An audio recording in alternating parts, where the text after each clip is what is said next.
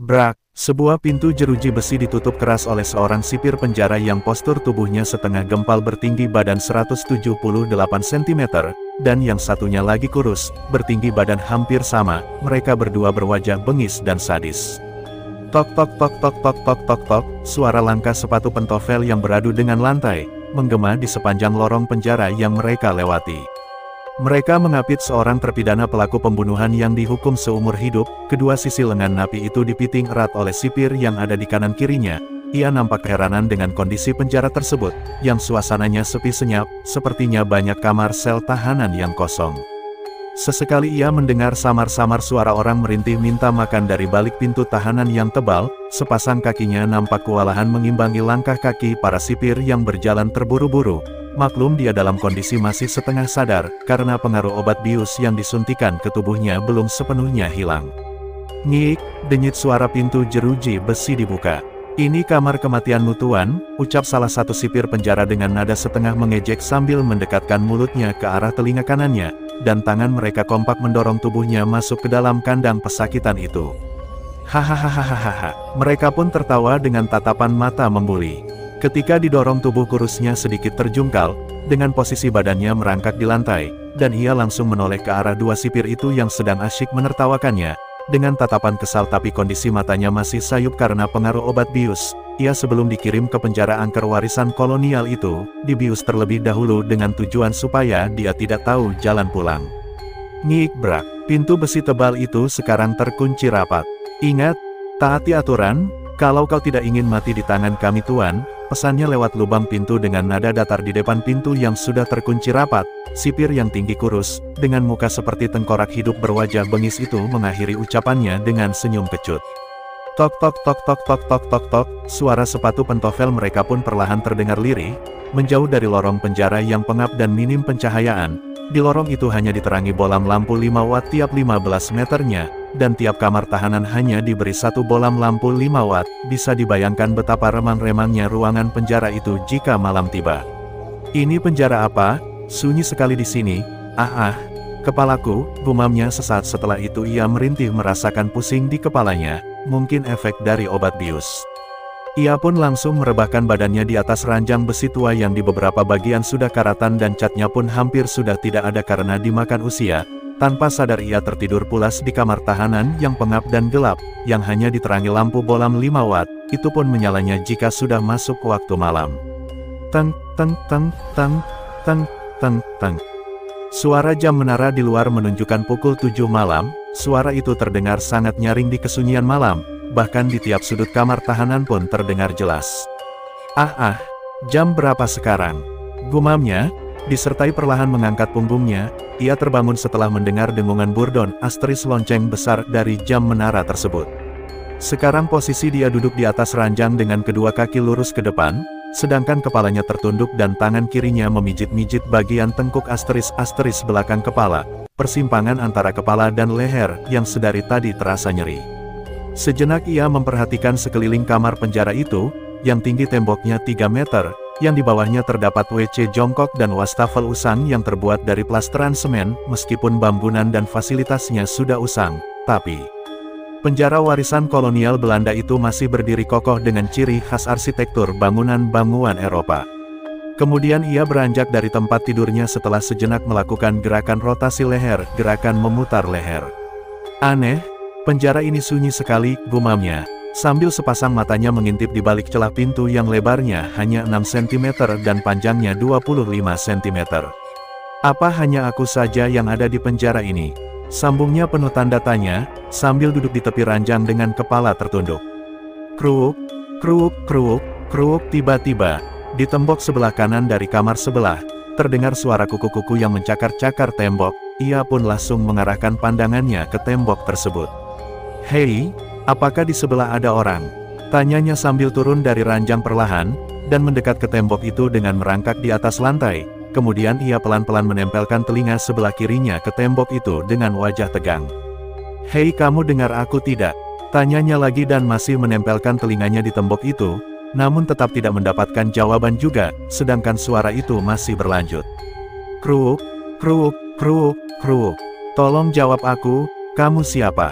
Dengan wajah serius ia menaikkan nada bicaranya, dan suara itu tiba-tiba berhenti, wajahnya pun semakin tegang dan penasaran. Kamu dengar aku tidak? Kali ini nadanya setengah emosi dan ia mematung sejenak mempertajam pendengarannya dengan posisi merangkak menyampingi dinding tebal itu sambil telinga kirinya ditempelkan ke tembok. Duk! Tiba-tiba suara tembok dipukul sangat keras mendarat tepat di telinga yang ia tempelkan ke dinding. Spontan ia terpental kaget dan menatap serius tembok itu disertai wajah tegang. Kedua kakinya mendorong mundur badannya dan kedua tangannya bertumpu di atas lantai menahan badannya yang setengah miring ke belakang. Ia pun memutuskan untuk tidak memperdulikan suara itu. Bergegas dia naik ke ranjang besinya, dan merebahkan badannya miring ke kiri, sambil kedua telapak tangannya menutup erat telinganya dan memejamkan matanya rapat-rapat. Selang beberapa saat suara itu hilang dengan sendirinya, ia kembali membuka matanya perlahan, dan melepas kedua tangannya yang membekap telinganya. Dung, dung, jam menara yang ada di luar menunjukkan jam 2 tengah malam, sepasang matanya masih gelisah dan cemas, entah apa yang sedang difikirkannya. Hingga menjelang subuh dia masih terjaga di atas ranjang besi tua yang sudah karatan. Hari pertamanya di penjara warisan kolonial itu, ia tidak bisa tidur pulas, seperti di penjara yang sebelumnya. Tok tok tok tok tok tok tok. Suara langkah kaki sepasang sepatu pentofel terdengar semakin dekat ke arah kamar tahanannya, dan berhenti sejenak, kemudian melangkah lagi dan seperti itu berulang-ulang, dan kali ini langkah kaki itu berhenti di depan pintu kamar tahannya. Prang, piring seng bundar yang berisi nasi dan sayur dilempar begitu saja lewat lubang bawah pintu tahanan yang lebarnya hanya 10 cm dan panjangnya 30 cm, lubang itu jaraknya 20 cm dari lantai. Tunggu Pak, teriaknya dari dalam sel, sambil kepalanya mendekat ke arah lubang itu. Sekarang posisi dia tengkurap di lantai, ia mencoba menghentikan sipir penjara yang akan beranjak pergi melanjutkan tugasnya lagi. Kenapa Prapto? Tanyanya dengan suara kalem dan berat. Apakah di kamar sebelah kanan saya ada penghuninya Pak? Tanyanya penasaran sambil mencoba matanya melihat wajah sipir dari lubang persegi panjang tersebut. Mendengar pertanyaan itu, sipir itu mematung sejenak. Tidak, jawabnya singkat, lalu ia langsung beranjak pergi melanjutkan tugasnya. Mendengar jawaban itu Prapto pun langsung kaget, ekspresi wajahnya panik setengah takut, matanya bengong tak berkedip, ritme nafasnya pun sepertinya kaget mendengar jawaban. Itu, jadi suara kuku-kuku menggaruk-garuk tembok itu siapa? Gumamnya dalam hati, sambil terduduk di atas lantai dengan posisi kakinya lurus ke depan dan kedua tangannya bertumpu di lantai menyangga badannya. Ia sepertinya tidak berselera makan makanan penjara yang baru saja diantarkannya. Hueyek, baru 2 suapan ia muntah, ternyata ada kaki belakang kecoa yang ikut termakan dan nyangkut di sela-sela giginya. Hueyek, an asteris sialan, ia mengumpat penuh emosi. Prang, piring seng itu ditendangnya hingga isinya berantakan tak karuan, setelah itu ia mondar-mandir seperti ingin melampiaskan emosinya lagi entah kemana. Sial, umpatnya sambil kedua tangannya menggenggam dan dipukulkan ke dinding di atas kepalanya. Kenapa harus di penjara ini kenapa? Ia teriak emosi dan jalan mondar-mandir di ruangan sempit itu sambil bertolak pinggang. Ya Tuhan, kenapa aku dipindah ke sini? Sesalnya dengan ekspresi wajahnya menagis tetapi tidak keluar air matanya, kepalanya disandarkan di tembok dengan ditopang tangan kirinya, sedangkan tangan kanannya memukul-mukul tembok di atas kepalanya. Ia masih menangisi nasibnya. Tiba-tiba ia lari ke pintu dan langsung menerkamnya dan berteriak-teriak melalui celah persegi panjang horizontal bagian atas pintu. Penjaga, keluarkan aku dari sini. Teriaknya dengan wajah kesal dan marah. Selang tak berapa lama, di ujung lorong pintu penjara, muncul seorang penjaga dan berteriak keras. Apa kau yakin ingin keluar dari kamarmu? Teriak sipir tersebut, yang berbadan tinggi gempal dan lengan kanannya dipenuhi tato wajah iblis, suaranya begitu nyaring terdengar di lorong tersebut. Ya keluarkan aku dari sini. Jawabnya langsung tanpa ragu. Guk. Suara anjing pitbull hitam lari ke arah pintunya, ternyata sipir itu sengaja melepaskan anjing pitbullnya yang ganas. Guk. Anjing itu menyalak di depan pintunya, wajahnya pun berubah jadi panik dan cemas. Bagaimana Prapto, masih ingin keluar kau? Teriaknya dari pintu ujung lorong penjara. Prapto pun memilih tak menjawabnya, dia hanya diam panik dan setengah takut. Jaki, teriaknya, memanggil anjing tersebut, pitbull hitam itu pun berhenti menggonggong dan langsung lari ke arah majikannya. Ngit-brak. Ia menutup keras pintu jeruji besi itu dan berlalu bersama anjingnya meninggalkan lorong tersebut dan suasana pun kembali menjadi sunyi. Bang, tiba-tiba di dalam kamar sebelah kirinya ada suara memanggil dengan suara datar dan lemas, seperti suara seseorang yang sudah tidak punya tenaga karena tidak makan.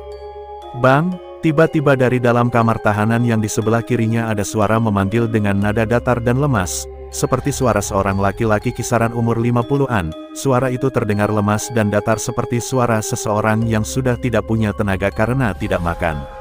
Ia pun segera meloncat ke atas ranjangnya dan berdiri di atas ranjang sambil menempelkan telinga kanannya ke dinding kusam itu. "Hei, kamu siapa?" tanyanya serius. "Saranku, gak usahlah kau teriak-teriak Bang, kalau gak ingin menyesal." Suara peringatan itu membuat Prapto semakin heran dan penasaran. "Emang kenapa?" tanyanya heran. Prapto diam sejenak menunggu jawabannya, tapi belum ada jawaban juga. "Hei, emang kenapa?" tanyanya lagi setengah emosi. "Hei, kenapa diam? Jawab pertanyaanku." Lanjutnya dengan nada emosi. "Hei, kenapa diam?" bentaknya. Prapto pun akhirnya ikut diam, dan perlahan merenung sejenak atas saran yang didengarnya tadi. Dengan pelan-pelan ia menurunkan badannya dan duduk di atas ranjang sisi kiri sambil menyenderkan badannya ke tembok. Meskipun sudah hampir siang, tetapi di dalam ruang tahanan tersebut nampak masih gelap karena minimnya pencahayaan, apalagi tiap kamar tahanan hanya diberi ventilasi kecil, sehingga cahaya matahari minim sekali masuk ke dalam sel tahanan. Tak terasa sudah 29 hari berlalu. Selama 29 hari itu pula ia belum diizinkan keluar dari kamar tahanannya. Prapto melewati hari-hari pertamanya di penjara tua itu dengan rasa gelisah, takut, karena tiap malam tiba sering terdengar suara-suara aneh, dan dia sangat tidak nyaman dengan kamar barunya, bahkan ia jarang bisa tertidur pulas. Menurutnya, penjaranya yang dahulu jauh lebih baik dan lebih layak daripada penjara yang sekarang ia tempati. Prapto, tiba-tiba ada suara memanggil dari balik pintu kamar tahanannya. Ia yang sedang tiduran di atas ranjang langsung bergegas bangun dan menghampiri pintu itu. "Ya Pak," jawabnya terburu-buru dan penuh dengan semangat, karena ia tahu di hari ke-30 ini dia sudah diizinkan untuk keluar dari kamar tahannya. Dia mengetahui hal itu dari seorang sipir yang biasa mengantarkan makanan untuk dirinya. Klek-klek, ngit, sipir yang berbadan tegap dan gempal itu membuka kunci pintu kamar tahannya, dan mempersilahkan dia untuk menghirup udara di luar kamar tahannya. Ia melewati lorong penjara dengan langkah terburu-buru. Dia tidak sabar untuk menghirup udara di luar sana. Begitu dia sampai di luar pintu gedung tahanan, ia langsung menghirup udara dalam-dalam dengan mendongakkan kepalanya ke langit sambil memejamkan matanya dan melentangkan kedua tangannya, kemudian mengeluarkan nafasnya perlahan. "Akhirnya, aku bisa merasakan udara segar," gumamnya senang, karena kondisi udara di dalam kamar tahannya sangatlah lembab dan pengap. Kemudian ia langkahkan kakinya ke lapangan penjara. Dia kaget dengan pemandangan yang ada. Di lapangan itu sudah banyak para narapidana, yang jumlahnya sekitar 35 orang, ya hanya 35 orang, padahal penjara itu sangat besar dengan 200 kamar tahanan. Akibatnya banyak kamar-kamar tahanan yang kosong tidak berpenghuni. Kondisi mereka sungguh mengenaskan. Mereka semua nampak seperti orang berpenyakitan, sekitar mata mereka terlihat gelap, cekung ke dalam seperti tengkorak hidup, badan mereka sangat kurus, dan sorot mata mereka menunjukkan ketakutan yang teramat dalam. Mereka satu sama lain tidak ada berbicara, masing-masing hanya menyendiri di beberapa sudut dan sisi lapangan. Mereka nampak seperti kumpulan orang-orang depresi. Ketika Prapto masuk ke lapangan itu, mata mereka menatap ragu dengan kepala setengah tertunduk. Terlihat sorot mata mereka penuh penderitaan dan kesedihan. "Apa yang terjadi dengan mereka?" gumamnya dalam hati sambil melangkah pelan dan menatap mereka satu persatu. Ia pun mencoba menghampiri salah satu dari mereka untuk diajak bicara, tapi mereka ketakutan, melangkah cepat untuk menjauh dari Prapto. Kemudian ia mencop ke yang lainnya, responnya pun sama. "Aneh, ada apa dengan mereka?" gumamnya penasaran dengan menatap mereka sambil berdiri mematung dan kedua tangannya bertolak pinggang. Sepertinya ia tidak menyerah. Dia dengan langkah cepat mendekati salah satu napi yang sendirian berdiri menunduk di salah satu sudut lapangan penjara. "Hei, ada apa dengan kalian?" tanyanya sambil kedua tangannya memegang erat lengan atas napi itu dan matanya mencoba menatap napi tersebut yang dari tadi tertunduk seperti tengkorak hidup. "Prapto, petik 2, Dur, petik 2, teriak sipir penjara berkacamata hitam yang dari tadi mengawasinya dari atas menara dan menembakkan senapan M16A2. Spontan Prapto melepaskan cengkramannya, dan beralih menutup kedua telinganya sambil jongkok, dan sepasang matanya melihat sipir itu di atas menara, yang berdiri tegap mengawasinya dari atas. "Jauhi mereka, ikuti aturan," teriaknya marah sambil menenteng senapannya menghadap ke atas. Mau tidak mau dia harus menuruti perintahnya. "Sial," gumamnya mengumpat kesal sambil melangkah cepat ke arah tempat duduk dengan kedua telapak tangannya mengepal marah. "Penjara apa ini? Mereka seperti mayat hidup. Dan para sipir di sini sangat menyebalkan," gumamnya dalam hati sambil duduk sendirian termenung penuh rasa penasaran. Teng teng teng teng teng teng teng teng. Lonceng ukuran sedang berbahan kuningan dibunyikan oleh sipir penjara. Itu artinya waktu di luar sudah habis, dan mereka harus kembali ke kamarnya masing-masing yang kondisinya mengerikan. "Ada yang gak beres dengan penjara ini," gumamnya sendirian di dalam kamar tahannya. "Aku harus kabur dari penjara ini, kalau tidak, aku pasti bernasib sama seperti mereka," gumamnya sambil duduk merenung di tepi ranjang dan kedua telapak tangannya bertumpu di dagunya. Mulai itu juga ia memikirkan cara untuk bisa keluar dari penjara misterius itu. Prang, piring seng bundar yang sudah reot dilemparkan dari luar ke dalam, menunya pun masih tetap sama, nasi dan sayur kangkung yang sudah berulang-ulang direbus. Ia hanya melirik makanan itu dan masih tetap tiduran di atas ranjang besi. Sepertinya ia sudah tidak terlalu nafsu untuk memakan makanan yang sangat jelas terlihat tidak higienis itu. Dung, dung, dung, dung, dung, dung, dung. Lonceng jam menara di luar penjara yang berdiri di depan lapangan berdengung 7 kali, menunjukkan sudah pukul 7 malam. Ia mencoba mengintip keluar lewat lubang persegi panjang yang ada di pintu kamarnya, nampak sunyi dan cahayanya remang-remang. Kemudian ia memulai menggali tanah di bawah tempat tidurnya dengan merusak lantai terlebih dahulu yang terbuat dari adukan semen dan pasir yang lumayan tebal. Ia membuang serpihan-serpihan itu ke lubang WC yang ada di kamar tahannya. Ia menggali lubang di bawah tempat tidurnya dengan peralatan seadanya, yaitu menggunakan plat besi penopang kasur yang ada di ranjang tidurnya. Dengan sabar dan gigih ia merusak lantai itu menggunakan salah satu sisi ranjang besi itu yang sudah dilepaskannya. Kemudian sudutnya dimanfaatkan sebagai palu, dipukul-pukulkan ke lantai yang terbuat dari acian semen dan pasir. Tak terasa sudah jam 12 malam, tapi ia masih bergelut dengan keringat membuat lubang pelarian. Ketika ia sedang sibuk menggali tanah yang berpasir itu tiba-tiba, duk, duk, duk, duk, ada yang menendang-nendang pintu kamarnya dari luar. Spontan ia pun kaget dan panik, dipikirnya itu adalah sipir penjara. Dengan segera dan cekatan ia membereskan semuanya dan menatanya kembali seperti semula. Dengan nafas kelelahan bercampur panik, ia perlahan mendekati pintu itu dan mencoba melihat keluar lewat lubang persegi panjang yang ada di pintu bagian bawah. Dengan pelan-pelan dia tengkurap di depan pintu, dan mendekatkan sepasang matanya ke lubang yang biasa untuk memasukkan makanan untuknya. "Astaga," gumamnya kaget dengan sorot mata ketakutan. Dengan cepat ia menjauhkan kepalanya dari lubang itu. Sesaat ia mematung, masih shock dengan apa yang dilihatnya, dan setengah tidak percaya bahwa itu benar-benar nyata. Ia melihat sepasang kaki pucat tanpa sandal yang dari betis kaki tersebut mengalir darah dengan deras ke bawah, dan jari-jari kaki tersebut kesemuanya terpotong benda tajam. Ia mencoba mendekatkan kepalanya lagi ke lubang itu dengan pelan-pelan, untuk memastikan bahwa yang dilihatnya itu tidak nyata. "Hahaha, bismillah," gumamnya disertai nafas panik karena takut. Pelan-pelan ia mendekatkan sepasang matanya ke lubang itu. "Hah!" Spontan ia teriak keras karena kaget. Dua pasang mata yang membusuk sama-sama mengintip lewat lubang itu dari luar. Prapto beradu pandang dengan sepasang mata hancur tepat di depan matanya. "Hahaha, penjara apa ini? Dia bukan manusia," gumamnya dengan nafas panik karena ketakutan. Duk, duk, duk, dung, pintunya kembali ditendang-tendang. Duk, dung, dung, dung, hantu itu masih menendang-nendang pintunya. "Cukup, pergi, pergi kau," teriaknya sambil duduk tertelungkup di sudut kiri tembok samping pintu. "Kau akan bernasib sama seperti kami." Suara seperti orang yang sedang sekarat itu terdengar jelas di telinganya. "Penjara apa ini? Aku sudah tidak tahan di sini." Kekesalannya, sambil tertelungkup, suasana kembali sunyi. Suara itu benar-benar sudah menghilang, sedangkan ia masih tetap tertelungkup mematung untuk memastikan makhluk itu benar-benar sudah pergi. Perlahan ia memberanikan mengangkat kepalanya dan melihat ke arah pintu itu dengan rasa takut yang masih ada. Ia bangkit dari duduknya tapi dia tidak berani melihat keluar lagi.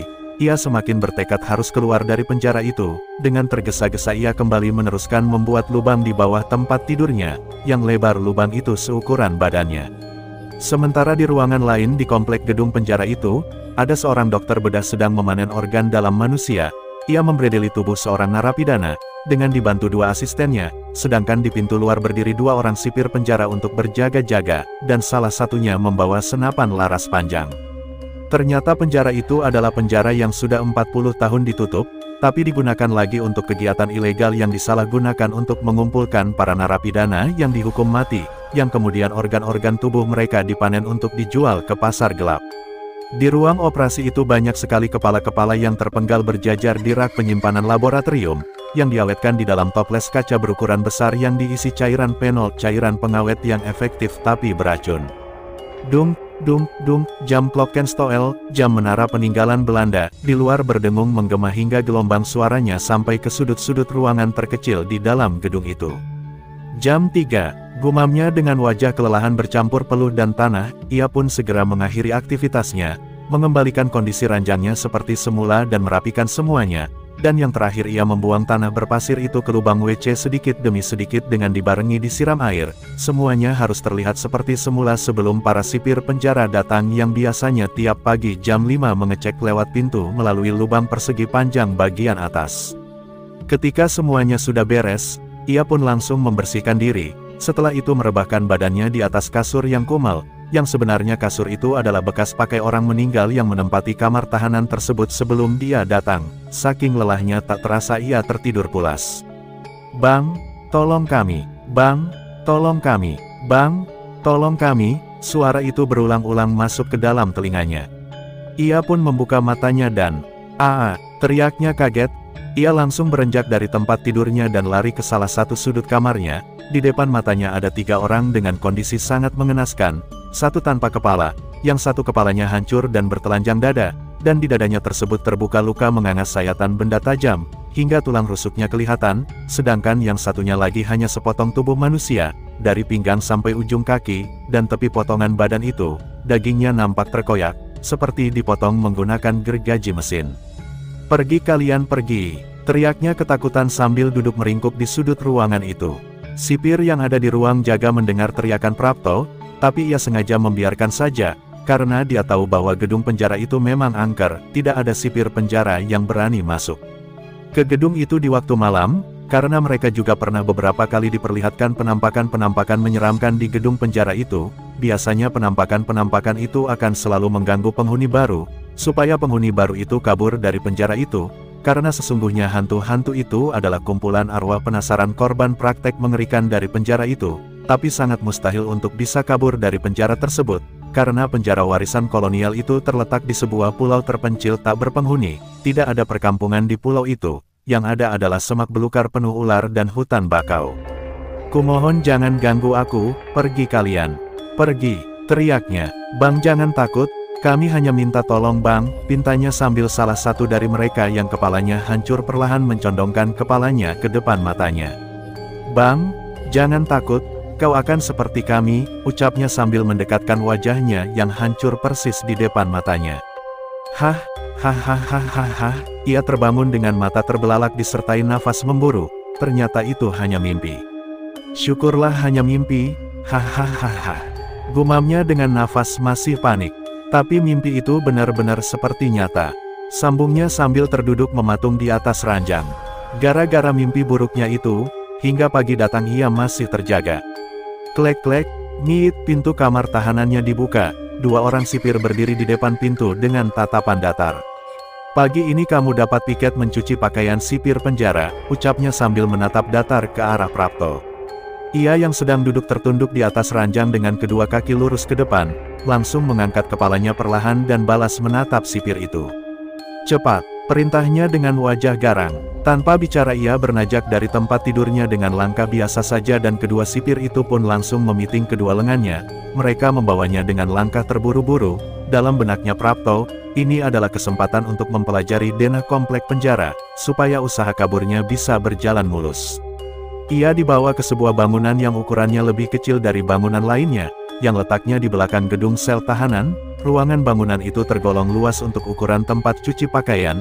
Di dalam ruangan itu terdapat 2 sumur tua yang ditembok melingkar menggunakan batu kali. Di samping sumur itu ada ruang terbuka ukuran 10 kali 20 meter untuk menjemur pakaian dan yang lainnya.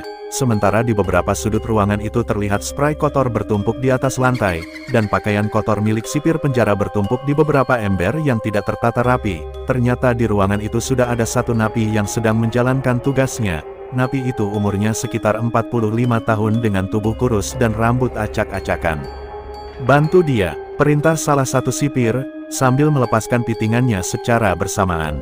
Ia pun perlahan melangkah mendekati napi yang belum dia kenalnya. "Ingat, harus sudah selesai sebelum jam 2 siang. Ucapnya, kemudian mereka berlalu. "Maaf bang, aku harus ngerjain yang mana dulu?" Tanyanya basa-basi untuk membuka percakapan. "Yang di ember cuci semua, yang selimut biar aku yang selesaikan," jawabnya dengan nada dan logat tidak semangat. "Maaf bang, boleh tahu namanya?" tanya Prapto sambil menumpuk pakaian kotor di ember menjadi satu. Orang itu seperti tidak memperdulikannya. "Oh ya, nama saya Prapto," sambungnya sambil menjulurkan tangan kanannya.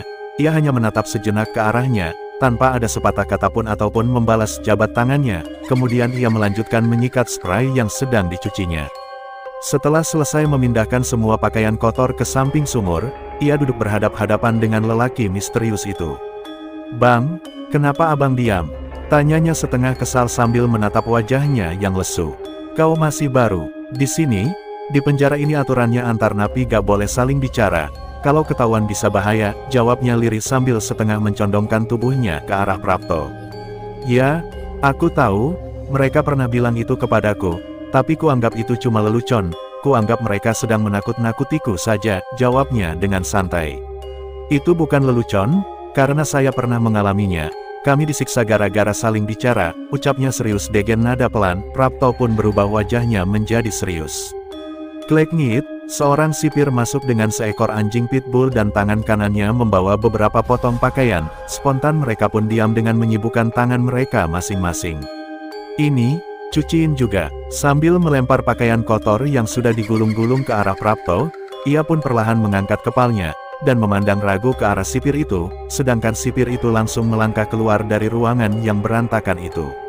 "Selesai sudah, mari kita jemur," ajaknya lirih. "Kau akan bernasib sama seperti kami," ucapnya lirih, di samping Prapto yang sedang sibuk memulai menjemur pakaian.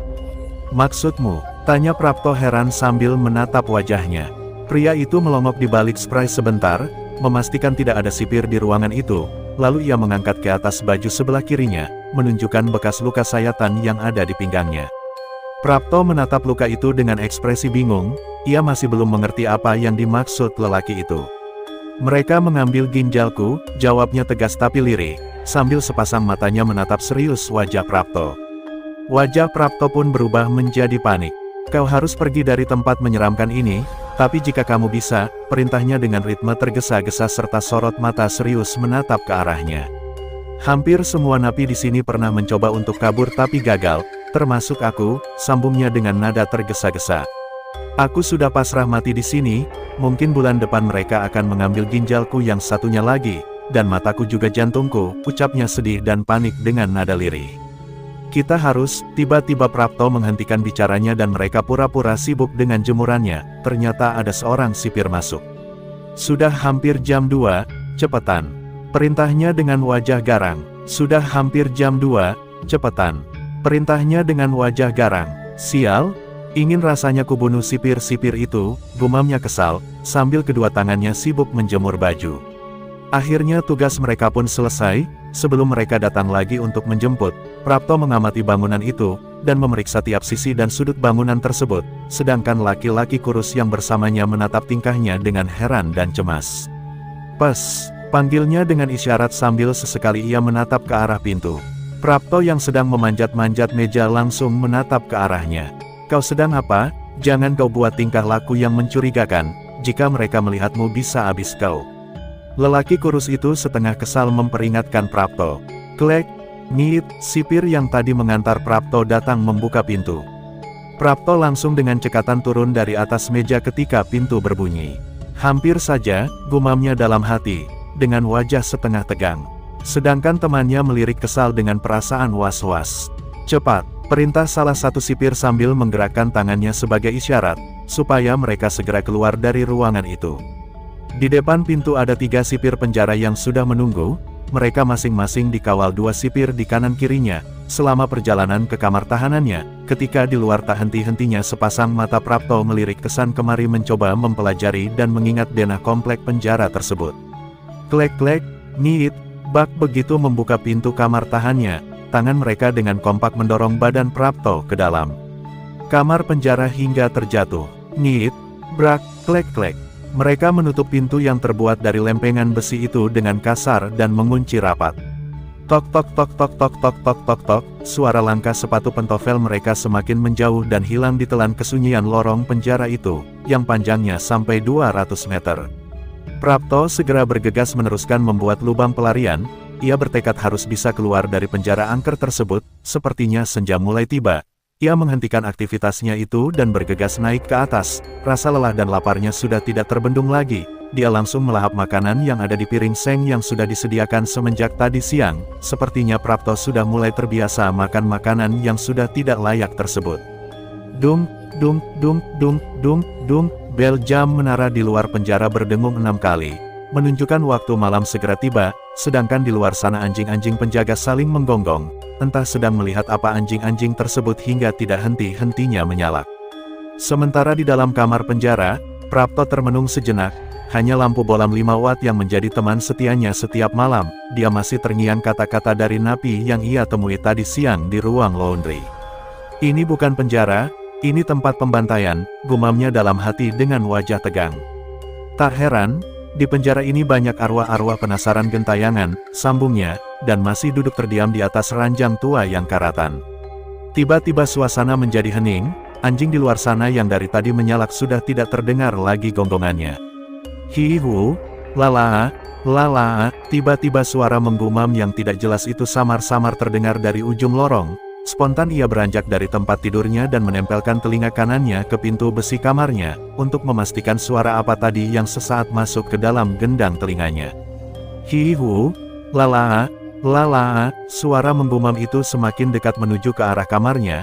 Ia sudah punya firasat tidak enak, karena hampir tiap malam dia diteror arwah-arwah penasaran. Spontan ia duduk mendekap di pojok kamar dengan selimut menutupi semua tubuhnya, dari kepala sampai kaki. Wajahnya nampak berkeringat ketakutan, karena baru kali ini dalam hidupnya sering didatangi arwah-arwah penasaran. Tiba-tiba suara nyanyian menggumam itu berhenti di depan pintu kamarnya.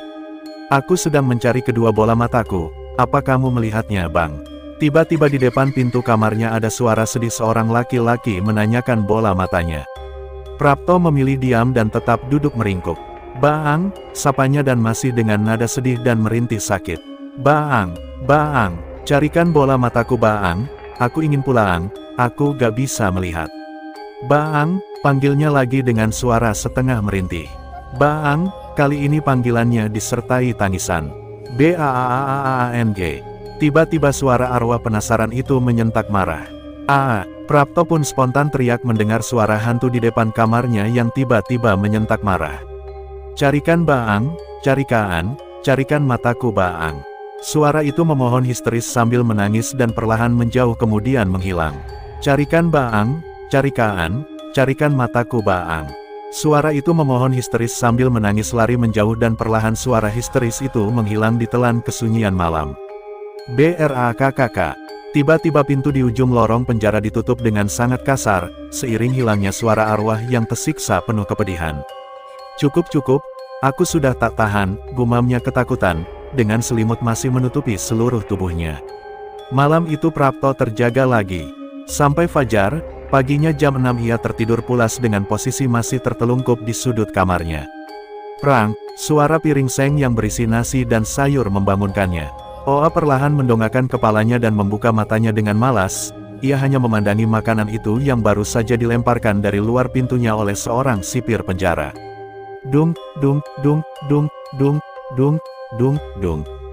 Bel jam menara di luar menunjukkan pukul 8 pagi, ia masih enggan untuk bangun karena rasa kantuk yang berat. Prapto hanya beranjak dari duduknya dan langsung merebahkan badannya di atas ranjang besi tua. Bangun, bentak seorang sipir yang sudah ada di dalam kamarnya. Ia tidak mendengar suara pintu dibuka karena saking pulasnya dia tidur. Ia membuka matanya setengah malas. Pemalas, ini sudah jam 1 siang tolol, bangun. Bentaknya marah sambil kaki kanannya yang bersepatu pentofel menendang pinggang kiri Prapto. Erangnya. Kemudian ia mengangkat punggungnya perlahan. Sekarang posisi dia duduk membungkuk di atas ranjang dengan kedua kaki lurus ke depan. Spontan kedua sipir itu masing-masing menarik tangannya Prapto. Hari ini kerja bakti, ayo.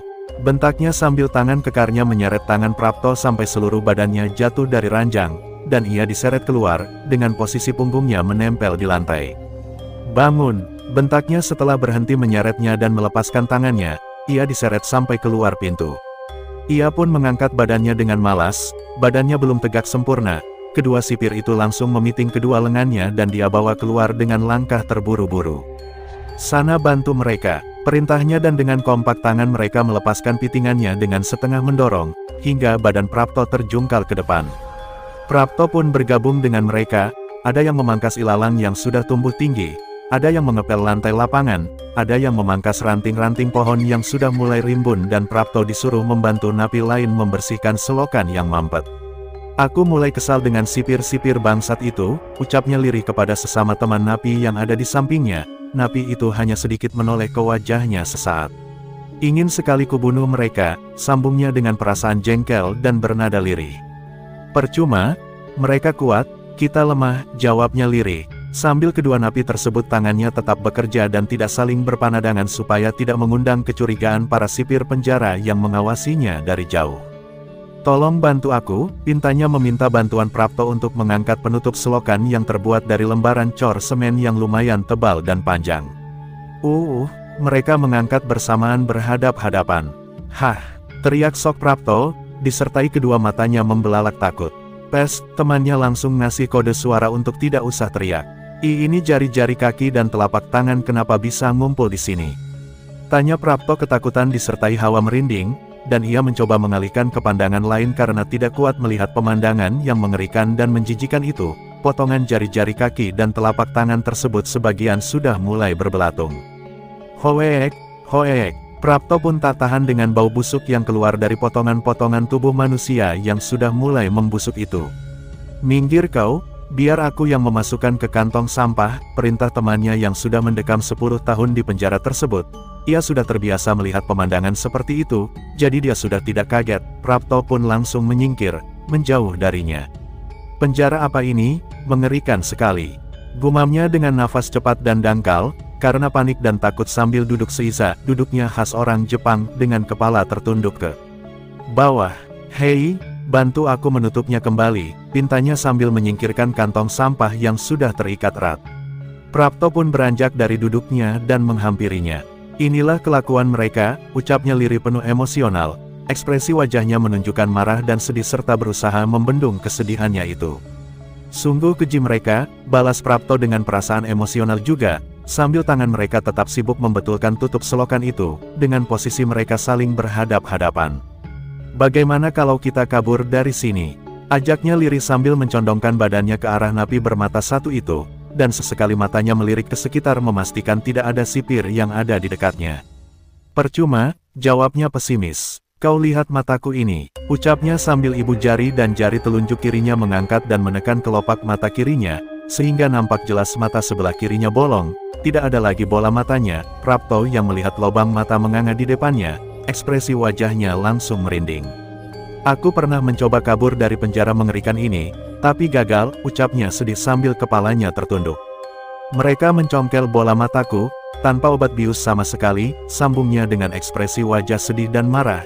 Ia mencoba menyembunyikan kesedihannya itu dengan cara menundukkan kepalanya dalam-dalam, karena kejadian mengerikan yang menimpa dirinya, 9 tahun yang lalu, muncul lagi di otaknya, yang sesungguhnya ingin ia lupakan, karena tiap kali teringat rasanya marah sekali dan sedih sekali kehilangan satu bola matanya, yang dengan sengaja dicongkel. Prapto, tiba-tiba dari arah samping kiri suara sipir membentak memanggil namanya. Prapto, tiba-tiba dari arah samping kiri, suara sipir membentak memanggil namanya. Ikut aku, ajaknya singkat, dengan tatapan tajam. Mereka pun berjalan beriringan menuju ke sebuah bangunan tua yang ada di sebelah selatan, dan berhenti tepat di depan pintu yang cukup tinggi, khas model bangunan kompeni Belanda. Benar kau dulu pawang ular? Tanyanya serius. Betul pak, jawabnya sambil setengah menganggukkan kepalanya. Coba kau tangkap ular kobra yang masuk ke dalam, perintahnya sambil membukakan pintu yang terbuat dari kayu jati tebal bercat putih, dan tangan kirinya menyodorkan karung goni ke arah Prapto. Ia pun masuk ke dalam ruangan itu dengan hati-hati. Hei tunggu, kalau sudah ketangkap, ketuk pintunya, aku tunggu di sini. Perintahnya. Ya Pak, jawabnya, kemudian melanjutkan langkahnya lagi masuk ke dalam ruangan itu. Dia melangkah masuk lebih dalam dengan penuh waspada. Sesekali ia tengkurap di lantai untuk memeriksa kolong-kolong lemari, dan sesekali mencoba menggeser lemari untuk mengecek bagian belakangnya, tapi hasilnya nihil juga. Kemudian dia melangkah lagi menuju pintu yang letaknya paling ujung di ruangan itu.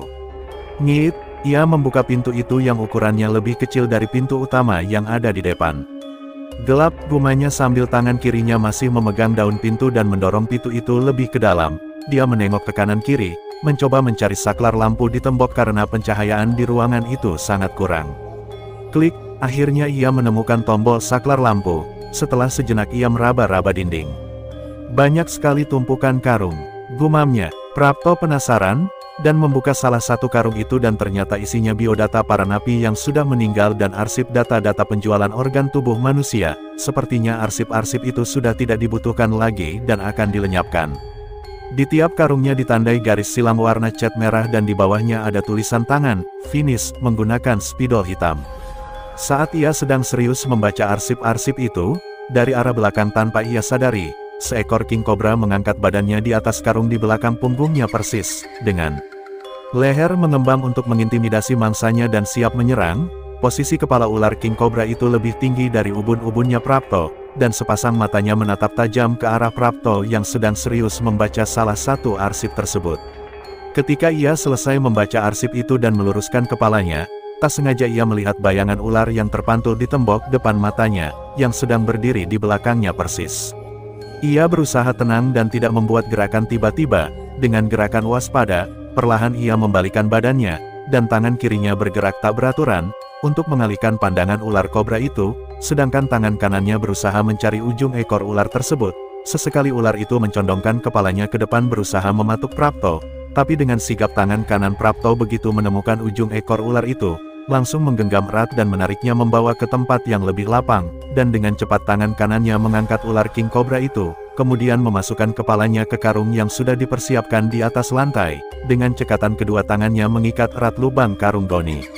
Setelah tugasnya selesai, ia bergegas untuk keluar dari ruangan itu, tapi tiba-tiba dia menghentikan langkahnya. Dia baru ingat, bahwa arsip-arsip yang ia keluarkan dalam karung belum dia bereskan seperti semula. Spontan ia lari menuju pintu kecil yang tadi, yang letaknya di ujung ruangan itu. Klek, ngit, sipir yang dari tadi menungguinya di luar membuka pintu dengan wajah kesal. Prapto, panggilnya, yang masih berdiri di luar pintu, dengan tangan kanannya memegang daun pintu dan mendorongnya ke dalam. Sedangkan Prapto baru saja akan membuka pintu kecil itu, dia bingung mematung sejenak, harus memilih memberesakan terlebih dahulu atau membiarkan saja dan langsung keluar menghampiri sipir tersebut. Akhirnya ia memutuskan untuk membereskan terlebih dahulu arsip-arsip yang sudah diacak-acaknya supaya tidak menimbulkan kecurigaan. Prapto, kau sudah tangkap ularnya apa belum? Teriaknya dari pintu utama yang sudah setengah terbuka. Prapto, panggilnya lagi, kali ini dengan suara lebih keras. Dan tidak ada jawaban pula dari Prapto. Akhirnya sipir berwajah bopeng akut tersebut masuk ke dalam dengan langkah waspada. Klek-klek, kedua tangannya mengokang senjata yang dibawanya. Tok, tok, tok, tok, tok, tok. Bunyi sepatu pentovelnya melangkah pelan ke arah Prapto. Sorot matanya penuh kewaspadaan dan kecurigaan, karena Prapto terlalu lama di ruangan itu.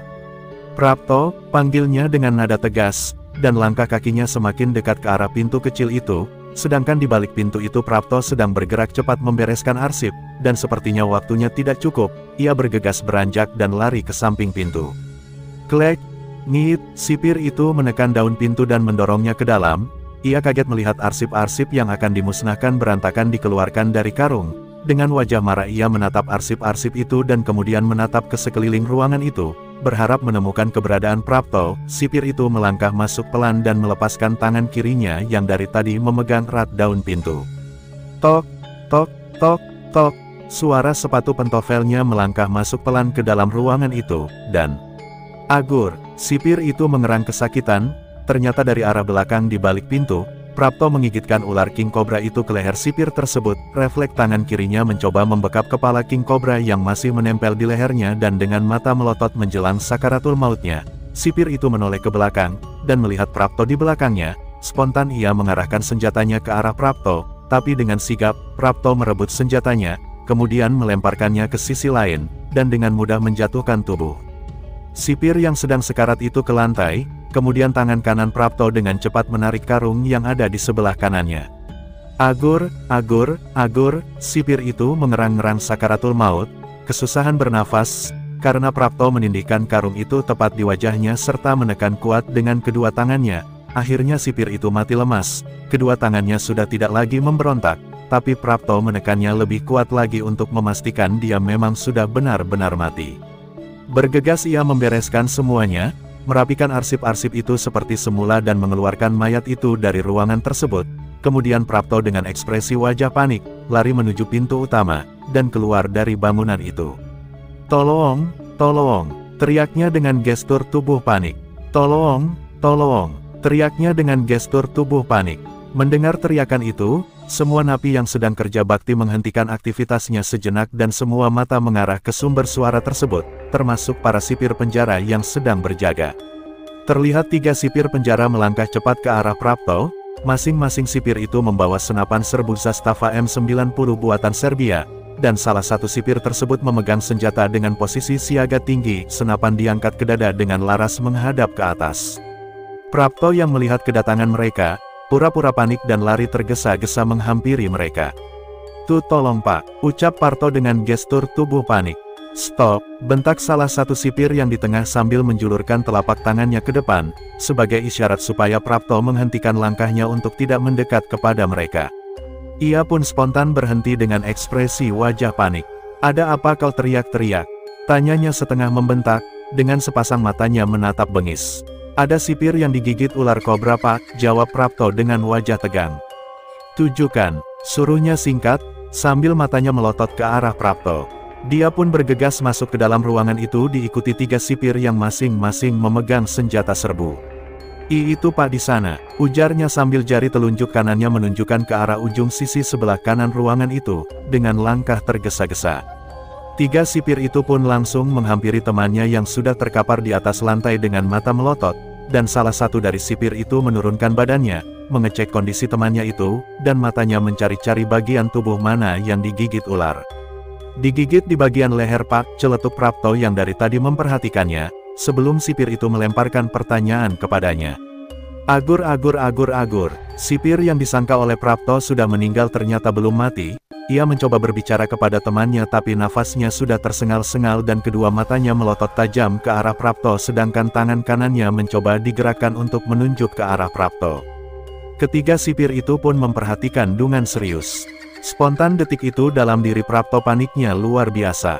"Baiknya kita segera bawa ke ruang kesehatan untuk pertolongan pertama mumpung dia masih nafas pak," celetuk Prapto di tengah-tengah keseriusan mereka memperhatikan temannya tersebut yang sedang sakaratul maut, dan dengan sigap tagan Prapto mengangkat tangan kanan sipir yang sedang sekarat itu, padahal hampir saja tangan kanannya akan menunjuk ke arah Prapto. Tanpa curiga, sipir yang tadi memeriksa kondisinya ikut mengangkat tangan kirinya dan memapahnya keluar dari ruangan tersebut.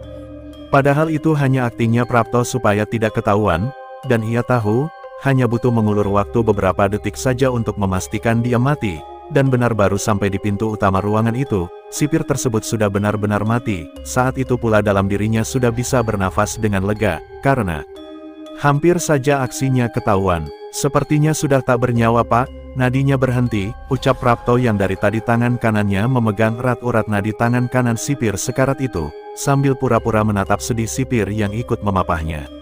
Sipir yang memapahnya menurunkan badan temannya yang sekarat itu, disusul Prapto, dan ia mencoba memastikan ucapan Prapto dengan memegang urat nadinya. "Benar kata kau, sudah tak ada denyut nadinya," ucap sipir tersebut sambil menatap ke arah Prapto. "Kalian, ambil tandu di ruang kesehatan," perintahnya sambil mendongakkan kepalanya setengah ke atas, ke arah kedua temannya yang berdiri di depannya. "Dan kau, bawa ularnya, ikut saya ke kantor," perintahnya tegas kepada Prapto yang jongkok di depannya dengan satu lutut bertumpu di lantai. Mereka berjalan beriringan menuju gedung utama, Prapto mengikuti sipir itu dengan karung goni di tangan kanannya yang berisi ular king cobra, dan di belakangnya, dikawal seorang sipir lagi. Ia dibawa untuk menghadap kepala penjara. Tok tok, masuk, jawabnya dari seseorang yang ada di dalam ruangan perkantoran itu. Sipir itu masuk disusul Prapto, dan satu sipir lagi berjaga di luar depan pintu. Ada apa? Tanyanya singkat dengan nada datar, sambil bermain golf dalam ruangan dan sepasang matanya masih dengan permainannya tersebut. Bobby meninggal digigit ular kobra di ruang gudang, dan napi ini yang menemukannya, jawabnya dengan posisi tegap. Mendengar laporan itu, ia sejenak menghentikan permainannya, tapi kedua matanya masih tetap fokus ke bola golfnya. Ceritakan kronologinya, Prapto, tanyanya dengan nada santai. Saya sedang membersihkan selokan, dipanggil sipir itu, disuruh menangkap ular kobra yang masuk ke ruangan itu Pak, jawab Prapto tenang. Lalu, tanyanya lagi, sambil kedua tangannya fokus mengayunkan stick golfnya. Ia mencoba membantu mencari ular itu, dan saat dia merunduk ke lantai, ular itu tiba-tiba muncul di sampingnya dan langsung mematuk lehernya dan, jawab Prapto berbohong dengan gestur tubuh meyakinkan. Lelaki tua berkumis tebal lurus horizontal itu, sejenak menghentikan permainannya dan langsung memotong keterangan Prapto. Tunggu, sambil melangkah menghampiri Prapto dengan stick golf masih di tangannya. Tadi kau bilang, dia menyuruhmu masuk ke ruangan itu. Tanyanya serius tapi dengan nada kalem dan kedua matanya menatap ke wajah Prapto. Plak, tiba-tiba kepala penjara itu menamparkan pipi kanan sipir yang berdiri di sebelahnya Prapto. Sipir itu pun kebingungan dengan perlakuan atasannya tersebut. Ekspresi wajahnya mencoba bertanya kepada atasannya tapi mulutnya tidak berani bersuara. Prapto pun mulai ada rasa khawatir. Kenapa kau biarkan napi ini masuk ke ruangan itu? Tanyanya, kali ini dengan nada emosi dan ekspresi wajah mengintimidasi. Saya tidak tahu Pak, jawabnya tegas. Iya, dia gak tahu Pak, sela Prapto mencoba membelanya. Spontan pandangannya diarahkan ke Prapto sejenak, lalu lelaki tua itu yang kisaran umur 60 tahun melangkah santai menuju kursi eksekutifnya, kemudian duduk, selanjutnya tangan kanannya menghampiri rokok rutu yang masih menyala di atas asbak mejanya. Kau, keluar, perintahnya kepada anak buahnya sambil kedua kakinya disilangkan di atas meja direktur. Siap Pak, jawab sipir itu singkat. Coba keluarkan ular yang kau tangkap, suruhnya sambil mulutnya menikmati cerutu coba. Tanpa ragu ia menurunkan badannya dan mengeluarkan ular kobra yang ada di dalam karung goni yang dari tadi tergeletak di atas lantai. Sedangkan kepala sipir tersebut menontonnya dengan santai, dan masih duduk di kursi eksekutifnya. Begitu dikeluarkan dari karung, king cobra itu langsung mengangkat badannya dan melebarkan lehernya, sedangkan tangan kanan Prapto masih memegang erat ekor ular kobra tersebut yang panjang badannya sekitar 3,5 meter. Sejenak ia memperhatikan king cobra itu dengan seksama sambil menyandarkan punggungnya di kursi. Tiba-tiba ia beranjak dari tempat duduknya dan tangan kanannya menghampiri pistol Glockmeier 22 buatan Austria yang tergeletak di atas meja kerjanya. Dor, king cobra itu ditembaknya 3 kali. Sambil melangkah cepat menghampiri Prapto, ular tersebut mati mengenaskan, dengan kepala dan leher hancur. Ketika suara pistol itu lewat tepat di sebelah kanannya, spontan Prapto langsung beranjak berdiri dan hampir terjungkal ke belakang. Untung di belakang ada tembok yang menahan badannya, sepasang mata Prapto menatap panik ke arah kepala sipir yang mendekatinya, dengan badan bersandar di dinding belakangnya diiringi rasa takut, sementara sipir yang berjaga di luar pintu langsung nyelonong akan masuk, tapi atasannya tersebut menggerakkan kepalanya sebagai tanda isyarat, supaya dia untuk berjaga di luar lagi. Ingat Prapto, jika kau berbohong kau akan bernasib sama seperti ular itu. Ucapnya dengan nada mengintimidasi sambil badannya mendekat rapat ke arah Prapto, dan sepasang matanya menatap tajam mata Prapto. Tidak Pak, yang saya sampaikan benar apa adanya, jawab Prapto setengah gugup. Kemudian ia melangkah mundur perlahan dari hadapannya Prapto sambil sepasang matanya masih menatap tajam ke arah Prapto. Lalu ia duduk di sisi depan meja kerjanya dengan tangan kanan masih memegang pistol. Keluar, bawa serta ularnya, perintahnya dengan nada datar. Ia pun bergegas membereskan ular yang sudah mati itu, memasukkannya kembali ke dalam karung. Sipir, panggilnya, dan kedua sipir yang berjaga di luar langsung membuka pintu dan masuk ke dalam. Antar ia keluar, perintahnya. Kau tetap di sini, perintahnya kepada sipir yang tadi ia tampar. Prapto dan seorang sipir keluar dari ruangan itu. Awasi dia, saya curiga dengannya, perintahnya kepada ang buahnya, dan diakhiri dengan menghisap kuat cerutu cuba yang dari tadi dibiarkan menyala di atas meja kerjanya. "Awasi dia, saya curiga dengannya," perintahnya kepada anak buahnya, dan diakhiri dengan menghisap kuat cerutu cuba yang dari tadi dibiarkan menyala di atas meja kerjanya. Hati Prapto mulai cemas, dia merasa tidak yakin kepala sipir penjara itu 100% mempercayai keterangannya. Di kamar penjaranya, ia nampak gelisah, sedekali duduk di tepi ranjangnya kemudian tiba-tiba berdiri melangkah mondar-mandir di dalam sel tahanannya. Dengan ekspresi wajah serius, nampaknya ia sedang berpikir keras, dan sedang dalam dilema dua pilihan yaitu mempercepat pelariannya atau sesuai rencana awal, yaitu menyelesaikan terowongan pelariannya yang sudah dikerjakan selama 5 bulan, dilanjutkan supaya sampai nembus keluar tembok penjara, sedangkan terowongan itu masih separuh jalan, itu artinya dia butuh waktu lagi, kira-kira 3 bulan, untuk menyelesaikan terowongan itu sampai tembus keluar tembok benteng penjara, dan Prapto meragukan hal itu, karena belum tentu umurnya sampai 3 bulan ke depan. Feeling dia, bahwa kepala sipir penjara itu sudah mencurigainya dan akan segera memanen organ tubuhnya. Akhirnya sore menjelang senja itu, ia memilih opsi kedua, yaitu mempercepat pelariannya. Dia harus menunggu waktu yang tepat untuk menjalankan rencananya tersebut. Dia benar-benar sudah mempersiapkan mental, andaikan rencananya gagal dan tertangkap, ia pasrah untuk dibredeli organ tubuhnya dan tentunya dia sudah siap mati. Dung, dung, dung, dung, dung, dung, dung, dung. Jam menara yang berdiri kokoh di area komplek penjara berdengung nyaring. Prapto yang sedang tiduran di atas ranjang tua, kedua telinganya mendengarkan secara seksama bunyi jam menara itu. 1, 2, 3, 4, 5, 6, 7, 8 gumamnya. Mulutnya menghitung jumlah bunyi jam tersebut, sambil tiduran menghadap ke atas langit-langit, dengan sorot mata tegang. Dengan cekatan ia langsung beranjak dari tempat tidurnya dan langsung menuju ke lubang pelariannya di bawah kolong ranjang besi. Ia memutuskan untuk membuat jalur pelarian yang lebih pendek, yaitu memotong terowongan itu hanya sampai ke sekitar area taman yang ada di tepi lapangan penjara. Karena Prapto sudah mempelajari denah sekitar penjara, dari situ sudah bisa mengakses untuk keluar penjara, meskipun resikonya jauh lebih besar. Ia tak membutuhkan waktu lama untuk memotong jalur tembusan ke area taman yang ada di tepi lapangan penjara, karena terowongan itu sesungguhnya sudah jauh melewati area tersebut. Suasana malam di komplek penjara itu nampak sunyi sekali. Dari kejauhan terlihat beberapa pohon taman yang terletak di tepi lapangan penjara bergoyang-goyang pelan. Ternyata itu Prapto yang berusaha keluar dari lubang pelariannya, yang diameternya hanya seukuran tubuhnya tapi lebih lebar sedikit. Sejenak ia tiarap di antara pepohonan taman yang lumayan rimbun, dengan sepasang matanya berpatroli ke sana kemari. Terlihat di atas benteng tembok penjara ada 3 sipir penjara yang sedang berjaga. Mereka berjalan mondar-mandir sepanjang tembok secara estafet. Di saat lampu sorot penjara sudah melewatinya, ia dengan sigap bangun dari atas tanah dan lari sekencang mungkin menuju ke salah satu gedung yang dirasa aman untuk bersembunyi sementara waktu. Ia mengendap-endap di samping bangunan itu, mencari celah untuk masuk ke dalam. Sesekali cahaya lampu sorot berukuran besar melewatinya lagi. Spontan ia merebahkan badannya lagi di atas tanah. Kemudian perlahan ia bangun lagi dengan sepasang matanya masih tajam mengawasi keadaan sekitarnya. Prapto kembali mengendap-endap ke arah belakang gedung itu mencari celah untuk bisa masuk ke dalam. Tapi sial, hasilnya nihil. Kemudian ia bersiap lari ke gedung sebelahnya yang jaraknya sekitar 21 meter.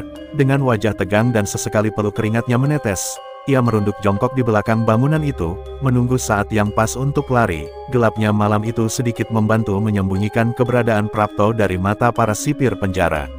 Sepasang mata Prapto masih menatap tajam ke arah sipir-sipir yang sedang memantau dari atas tembok benteng penjara, dengan dilengkapi senapan serbu Zastava M90. Ia bersiap untuk lari melewati tanah lapang itu yang tanpa ada penghalangnya sama sekali, jadi mudah sekali dilihat oleh mata sipir penjara. Begitu para sipir itu berbalik arah, spontan Prapto langsung lari tanpa alas kaki sekuat tenaga, dan dari awal pelarian, dia memang tidak memakai alas kaki. Hahaha, ia langsung bersandar di tembok belakang bangunan tua itu sambil kembali mengatur nafasnya. Kali ini ia mencoba mencari celah masuk di bangunan itu, karena ia tahu persis bahwa tiap bangunan di komplek penjara itu saling terhubung oleh lorong-lorong saluran pembuangan air yang lumayan besar, dan pastinya saluran itu mengarah keluar penjara. Prapto mencoba menelusuri bagian belakang bangunan itu, di mana bangunan tersebut ukurannya lebih besar dari bangunan lainnya. Dengan mengendap-endap penuh kewaspadaan, ia mencari ventilasi bunker, dan kali ini usahanya tidak sia-sia. dia menemukan lubang ventilasi bunker yang ada di tembok belakang bagian paling bawah dari bangunan tersebut, tapi sialnya lubang itu ditutup erat menggunakan fan cover tutup ventilasi dari besi. Beruntung, di sakunya masih membawa sendok makan yang digunakan untuk membuat lubang pelarian. Bergegas ia mengakali fan cover itu dengan gagang sendok makan. Cukup lama ia mengakali penutup ventilasi itu, berulang kali gagal dan dicobanya lagi. Akhirnya tidak sia-sia dia mencoba berkali-kali. Tutup ventilasi itu berhasil dia lepas. Agur, erangan anjing Rottweiler tiba-tiba terdengar dari ujung kanan bagian belakang bangunan itu. Prapto yang dari tadi sibuk mengakali penutup ventilasi, baru menyadarinya ternyata aksinya sedang diperhatikan oleh anjing penjaga warna hitam pekat tersebut. Prapto mencoba tenang, dengan tatapan matanya masih tetap diarahkan ke anjing itu, sedangkan kedua kakinya perlahan dimasukkan ke lubang ventilasi yang sudah terbuka. Melihat gerak-gerik Prapto yang mencurigakan, tatapan anjing itu menjadi beringas dan langsung menyala keras ke arahnya. Prapto yang melihat hal tersebut langsung mempercepat gerakannya dan anjing itu pun tidak mau kalah cepat dengannya. Anjing Rottweiler itu lari dengan gerakan gesit ke arah Prapto, sedangkan tubuh Prapto masuk ke lubang itu baru setengahnya. Ia kesulitan memasukkan seluruh badannya ke lubang ventilasi itu, yang ukurannya terlalu kecil untuk badannya. Sial-sial kenapa nyangkut, gumamnya kesal dengan wajah panik serta mandi keringat, sedangkan kedua matanya masih menatap tajam ke arah anjing itu yang sedang berlari ke arahnya. Akuak, ia berusaha keras sekuat tenaga memasukkan seluruh badannya ke lubang itu, tapi anjing ganas itu semakin dekat. Guk guk guk guk guk guk guk. Anjing Rottweiler menyala keras sambil lari cepat ke arahnya, mata mereka pun saling mengawasi. Akuak sialan, Prapto berusaha keras mengakali kedua pundaknya yang nyangkut sambil mengumpat lirih. Seluruh badannya hampir semuanya masuk ke lubang itu, kecuali kepalanya. Dengan perasaan panik dan takut, ia sekuat tenaga mendorong badannya ke dalam. Ia mengerang lirih kesakitan karena kedua lengannya tergesek sisi-sisi lubang dinding yang sempit. Guk guk guk guk guk, gugrer. Hampir saja tengkorak kepala Prapto tertancap kedua taring anjing itu, tapi ia sedetik lebih cepat dari anjing Rottweiler tersebut. Guk guk guk guk guk guk guk, anjing hitam pekat itu terus menyala keras, hingga para sipir pun mendengarnya. Guk guk guk guk guk guk guk, anjing hitam pekat itu terus menyala keras, hingga para sipir pun mendengarnya. Tapi sipir-sipir yang mendengarnya tidak terlalu memperdulikannya, mereka malas menghampirinya, karena anjing-anjing yang ada di komplek penjara tersebut, sering sekali menyalak tanpa sebab. Berulang kali sipir penjara menghampiri anjing-anjingnya yang menyalak, tapi setelah dihampiri, tidak ada seorang pun, hingga para sipir berpikiran, bahwa anjing-anjing Rottweilernya menggonggong karena melihat hantu. Tapi, karena sipir-sipir tersebut sudah bertahun-tahun menjaga penjara itu, mereka tahu betul, bahwa penjara yang mereka jaga adalah penjara angker, jadi para sipir tidak terlalu memperdulikan suara anjing penjaganya yang dari tadi menyalak keras. Bang, mari kita tengok kenapa itu anjing. Ajak seorang sipir menghampiri kawannya, yang sama-sama sedang berpatroli di atas tembok benteng penjara, sambil berbagi rokok. Tangan kanannya menyodorkan bungkus rokok Marlboro yang masih berisi separuh. Halah, pasti seperti malam-malam kemarin, ditengok tak ada apa-apa pula, jawab temannya dengan ekspresi wajah menyepelekan suara anjing yang menggonggong tersebut, sambil tangan kanannya menyambut tawaran rokok dari kawannya itu. Iya juga sih, jawab temannya setuju dengan alasannya tersebut. Mereka sejenak asik menghisap tembakau rokok itu, hingga masing-masing melanjutkan tugasnya lagi, berpatroli di atas tembok benteng penjara. Sipir-sipir yang mendengarnya tidak terlalu memperdulikannya, mereka malas menghampirinya, karena anjing-anjing yang ada di komplek penjara tersebut, sering sekali menyalak tanpa sebab. Berulang kali sipir penjara menghampiri anjing-anjingnya yang menyalak, tapi setelah dihampiri, tidak ada seorang pun, hingga para sipir berpikiran, bahwa anjing-anjing Rottweilernya menggonggong karena melihat hantu. Karena mereka sudah bertahun-tahun menjaga penjara itu, mereka tahu betul, bahwa penjara yang mereka jaga adalah penjara angker. Sementara di saluran air, di bawah komplek gedung penjara itu, Prapto sedang berjuang keras melarikan diri, sedangkan teman-temannya yang masih di dalam sel penjara, menunggu giliran dia panen abis organ tubuhnya yang bernilai yang kemudian akan berakhir dipenggal atau dimutilasi oleh sipir-sipir kejam dan bengis. Hahaha, Prapto terus berlari masuk lebih dalam ke lorong saluran air itu. Sesekali kepalanya menengok ke belakang, untuk memastikan anjing itu tidak mengejarnya. Guk guk guk guk guk guk, gonggongan anjing di depan lubang ventilasi masih terdengar di kedua telinganya. yang semakin lama semakin lirih, karena dia semakin masuk ke dalam lorong yang panjang itu dan semakin menjauh dari anjing itu. Piak piak piak piak, piak piak piak piak piak piak piak. Suara telapak kakinya beradu dengan genangan air di lorong saluran pembuangan. Perlahan langkah kakinya melambat, sembari mengatur ritme nafasnya. Hahaha, ia mencoba menstabilkan ritme nafasnya, berhenti sejenak di lorong itu dengan posisi rukuk, dan sesekali kepalanya menghadap lurus ke depan yang sepanjang lorong tersebut gelap gulita. Tiba-tiba dari kejauhan terdengar suara orang menjerit kesakitan. Suaranya menggema jelas di dalam lorong itu. Spontan Prapto kaget. Ia mematung sejenak dengan posisi masih rukuk, tetapi kepalanya menghadap ke depan, dengan ekspresi wajah serius dan takut. Perlahan ia mulai bisa memelankan nafasnya. Jeritan histeris orang kesakitan itu terdengar lagi. Suara kepedihan itu sepertinya akan terus berlanjut selama ruhnya masih menempel di raganya. Dengan wajah serius dan tegang, sepasang telinga Prapto mencoba melacak asal sumber suara itu. Perlahan ia mulai berjalan ke depan mengikuti sumber gelombang suara tersebut. Piak, piak, piak, piak, piak.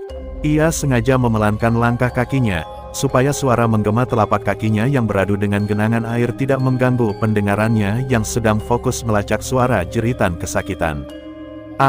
Saya tidak akan katakan. Suara terputus-putus itu karena menahan sakit terdengar semakin jelas. Ia pun mempercepat langkah kakinya ke sebuah lubang persegi kecil pembuangan air, yang terletak di sisi sebelah kiri terowongan itu. Prapto mencoba mengintip lewat lubang tersebut yang ditutupi kisi-kisi. Lubang itu ukurannya persegi 46 x 6 cm, terletak di tembok paling bawah sendiri, dan terletak di atas kepalanya Prapto jika lubang tersebut dilihat dari lorong saluran air tempat Prapto berada. Mata Prapto terbelalak kaget ketika melihat keadaan ruangan itu. Ternyata ada seorang napi yang sedang disiksa oleh 3 sipir penjara, dengan posisi badan berdiri menempel ke sebuah tembok, dan kedua pergelangan tangannya dipasung horizontal dengan tembok itu, menggunakan plat besi tebal yang dikunci dengan gembok. Kondisinya seperti orang disalib tapi kedua kakinya renggang, pergelangan kakinya juga dipasung menggunakan plat besi tebal yang terpasang kuat di tembok itu. Baiknya kau katakan, desak salah satu sipir dengan nada datar. Tapi tatapan matanya bengis sambil berjalan pelan mondar-mandir di depan napi itu dengan tangan kanannya memegang skalpel, pisau bedah dan bersarung tangan lateks. Tapi napi itu sepertinya masih enggan untuk mengatakan. Dengan menahan rasa sakit dan nafas tersengal-sengal, ia masih berpegang teguh pada pendiriannya untuk tetap diam. Cepat katakan. Tiba-tiba sipir itu membentak keras penuh amarah dan menatap jengkel ke wajah napi tersebut. Crash. Napi itu teriak kesakitan ketika tiba-tiba sipir Algojo itu menarik kuping kanannya dan dengan cepat memotongnya menggunakan pisau operasi yang dari tadi dipegangnya. Darah pun mengucur deras dari pangkal telinganya, sampai menetes ke lantai, bak air terjun. Tok, tok, tok kregege, sipir keji itu menginjak daun telinga yang baru diirisnya yang dijatuhkan di atas lantai dan menginjaknya dengan keras menggunakan sepatu pentofelnya. Kemudian diakhiri dengan menekan keras daun telinga itu dan mempelintirnya berkali-kali hingga daun telinga tersebut terkoyak. Prapto menyaksikan itu di depan matanya dengan ekspresi wajah ngeri dan ngilu. Ia spontan langsung membuang pandangannya ke bawah, karena tidak tega menyaksikan penyiksaan itu. Doni, tolong ambilkan spekulum asteris. Perintah sipir Algojo itu kepada temannya yang dari tadi memegangi rambut napi tersebut dengan kuat. Asteris spekulum adalah alat kedokteran yang fungsinya untuk mencongkel mata. Tanpa bicara, sipir itu langsung melepaskan rambut napi itu dan menuju meja operasi yang di atasnya banyak berjajar benda-benda tajam untuk pembedahan. Dia, gumam Prapto kaget setelah melihat wajah napi itu, yang dari tadi wajah napi tersebut tertutupi lengan besar sipir yang mencengkram erat rambut napi sekarat itu. Ya ampun dia, gumam Prapto lagi, dengan ekspresi wajah emosional, sedih, marah dan merasa bersalah. Ia sesekali menundukkan kepala untuk mengalihkan pandangannya, karena tidak tega melihatnya. Refleks kedua telapak tangannya mengepal kencang, ingin rasanya untuk menolongnya tapi apa boleh buat, itu adalah hal mustahil. Apa yang ia katakan padamu Margono? Sipir Algojo itu bertanya lagi dengan nada kalem tapi mengintimidasi, sambil tangan kanannya menunjukkan alat pencongkel mata di depan matanya. Ayo cepat katakan Margono, desak sipir itu lagi, sambil mendekatkan matanya yang bengis ke mata dia, dan tangan kirinya menjambak keras rambutnya sedangkan tangan kanannya siap mencongkel bola matanya. Ayo cepat katakan Margono, Desak sipir itu lagi, sambil mendekatkan matanya yang bengis ke mata dia, dan tangan kirinya menjambak keras rambutnya sedangkan tangan kanannya siap mencongkel bola matanya. Klek-ngit, pintu terbuka, mata Prapto langsung mengalihkan pandangannya ke pintu ruangan itu. Ternyata orang yang baru masuk adalah kepala sipir penjara yang di hari lalu mengancam Prapto dengan dikawal seorang sipir berwajah bopeng akut. "Gimana? Sudah ada hasil?" tanyanya sambil berjalan menghampiri kursi yang ada di salah satu sisi ruangan itu. "Maaf Pak, sampai ini tidak mau bicara," jawab sipir yang dari tadi menyiksanya sambil mengambil posisi siap dengan ekspresi wajah setengah panik. "Goblok," bentaknya sambil beranjak dari tempat duduknya. "1 jam lebih aku tunggu di ruang kerjaku, sampai aku kesini belum ada hasilnya juga," bentaknya lagi di hadapan sipir Algojo, sambil sepasang matanya menatap marah. Kelak, tangan kanannya yang masih cukup kekar menamparkan keras pipi kiri sipir yang terlihat bengis itu, tapi di hadapannya sipir Algojo itu berubah menjadi ayam sayur. Sipir itu hanya diam mematung dengan wajah tegang, karena ia tahu betul atasannya tersebut bukan orang sembarangan.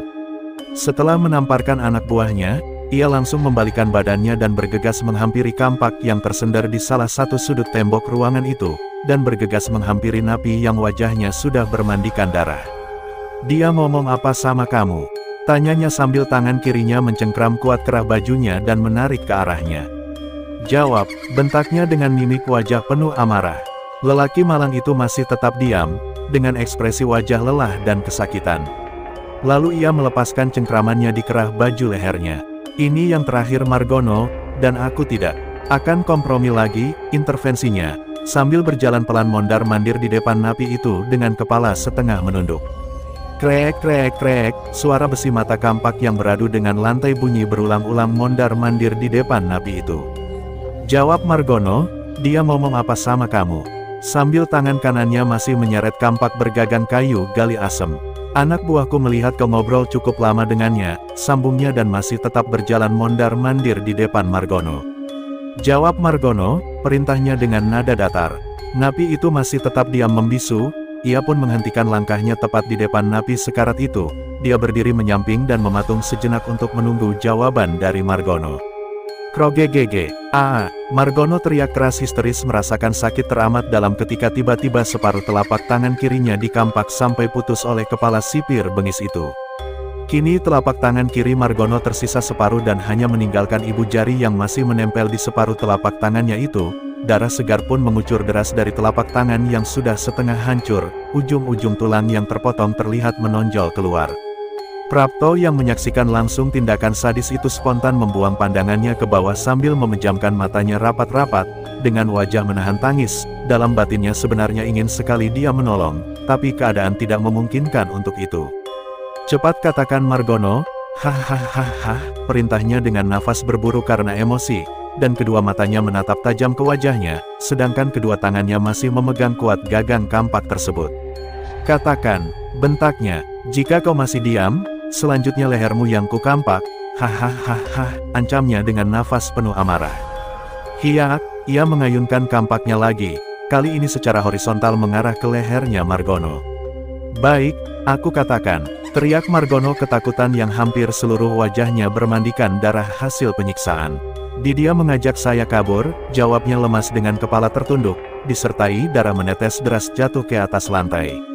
"Prapto," teriaknya marah. "Bawa dia sekarang," perintahnya dengan ekspresi wajah murka. "Hiak," teriaknya penuh kemurkaan sambil mengayunkan kampak. Krogegege, darah segar mengucur deras seperti air mancur, dari pangkal leher yang terpotong. "Ak!" hampir saja Prapto bersuara karena terkejut dengan pemandangan sadis di depan matanya yang secara tiba-tiba terjadi begitu cepat. Kepala napi bermata satu itu pun seketika jatuh ke lantai dan menggelinding ke arah lubang kecil pembuangan air, tempat di mana Prapto sedang mengintip. Seketika itu pula tanpa sengaja mata Prapto bertatapan dengan mata kepala yang sudah terpenggal, dan mata satu-satunya itu masih melotot terbuka lebar. Sorot matanya menunjukkan rasa kepedihan yang teramat sangat dalam. Kepala itu nyangkut di dinding lubang pembuangan dengan posisi menghadap miring ke arah Prapto, sedangkan bekas telinganya yang diiris menghadap ke atas masih mengeluarkan darah segar mengalir ke arah mata yang masih melotot kesakitan. Pimpinan sipir penjara itu seketika menoleh ke arah lubang pembuangan air, karena merasa mendengar sesuatu dari arah lubang kecil persegi 4 itu. Perlahan ia melangkah mendekati kepala yang sudah terpenggal yang menutupi lubang pembuangan berukuran 6 x 6 cm itu. Ia merendahkan badannya tepat di depan lubang pembuangan persegi 4 tersebut, dan tangan kanannya menjambak rambut kepala yang sudah terpenggal, kemudian melemparkannya ke sisi lain. Ia memperhatikan lubang tersebut, memastikan apakah ada sesuatu di balik lubang kecil itu. Untungnya Prapto sudah kabur lebih dulu. Ia melanjutkan perjalanan mencari jalan keluar di dalam lorong saluran. Pembuangan air yang gelap gulita, hanya suara gemercik air dari pipa-pipa kecil yang sedikit bocor, yang selalu mengiringi langkah Prapto di dalam lorong tersebut.